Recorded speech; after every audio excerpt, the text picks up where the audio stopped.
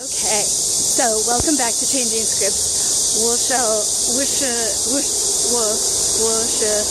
I'm still working on it. Stephanie.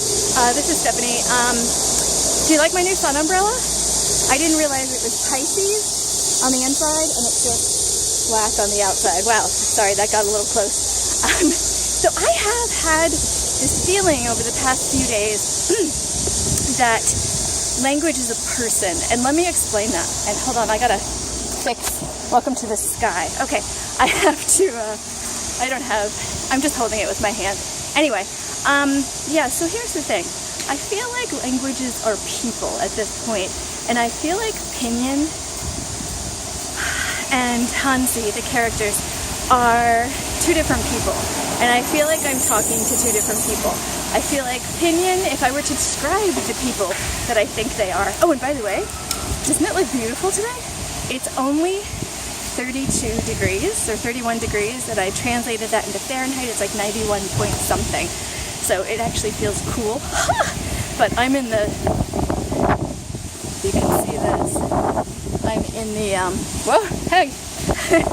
I'm in the shaded part, and I'm just about to hit the sunny part of my neighborhood, so I may regret saying that in about 10 seconds.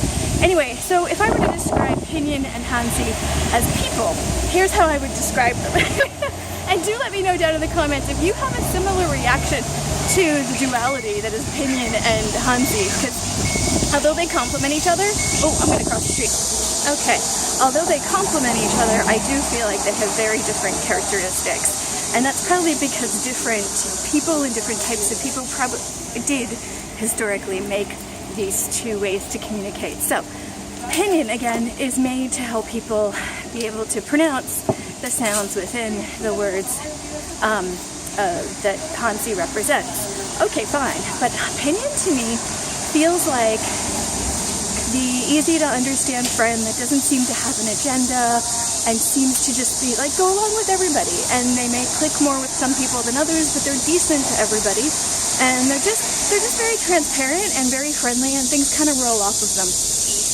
And it may be difficult to deal with that because you want sort of a more passionate or clear connection, like you want to know you're their best friend, versus somebody else who's just kind of an idiot and they treat you the same way. But it's also really awesome that they're really nice to everybody. So there's a complication in there, but in general, an awesome person to have in your life. That's how I feel about Pinyin. Pinyin helps me a lot, and there are some sounds within Pinyin that I find difficult, but in general, it's really, really helpful. Hanzi is more complicated, and I'm going to make this very modern. Hanzi is the complicated, interesting, artistic friend that you have, that is deep and interesting and shares too much and blows up, not in an abusive way, but has very extreme emotions. Uh-oh, there's a giant, look at this thing, in the pathway. How the hell am I going to get around here? Okay. So Hanzi is that person who adds such color and flavor to your life, but is not terribly reliable and doesn't get along with everybody. Like, you wouldn't invite Hanzi along to a party where you have different groups of your friends together, or you would, but you tell him, you don't need to go, kind of thing. Or, I don't know, you might even plan it on a day when Hanzi's not available, so that wasn't even an issue. I don't know. Or you'd invite them and just know that you have to keep telling yourself that it's okay if he doesn't get along with everybody. He's your friend. That's what Hanzi feels like. Deeply interesting, very, very important to have in your life, but just doesn't play well with others. And very complicated, very hard to read, literally and otherwise, but just very, very difficult. Whereas Pinyin is sort of like the friendly person that gets along with everybody, and you can't even tell if they really like you or not because they're so decent to everybody.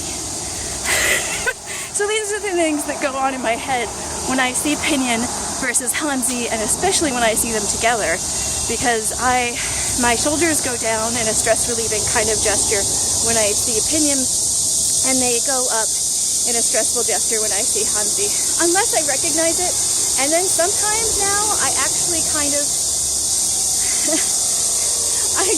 it's not that I go, yay, I recognize it. I don't even acknowledge that. I just go, yeah, that means law, or that is Li, or that is Zhong, or that kind of thing. So it doesn't even register that I'm reading it correctly, which is sort of a disservice, but there you have it. So anyway, so that's how I view Pinyin and Hanzi, as the duality of friends that you probably want in your life. I definitely want different kinds of people in my life, and these are the different kinds of characteristics that I would give them if they were people. Do you do this? Have you ever done this? If you feel differently about both of these things within the Chinese language, please do leave a comment below. I'd like to get an idea of what you do with the language as you're absorbing and learning it and processing these two very, very different creatures that support each other and that help you speak and read this language that is a mountain, but an interesting mountain nonetheless. Thank you very much. I'm going to go boil in the sunny part of town.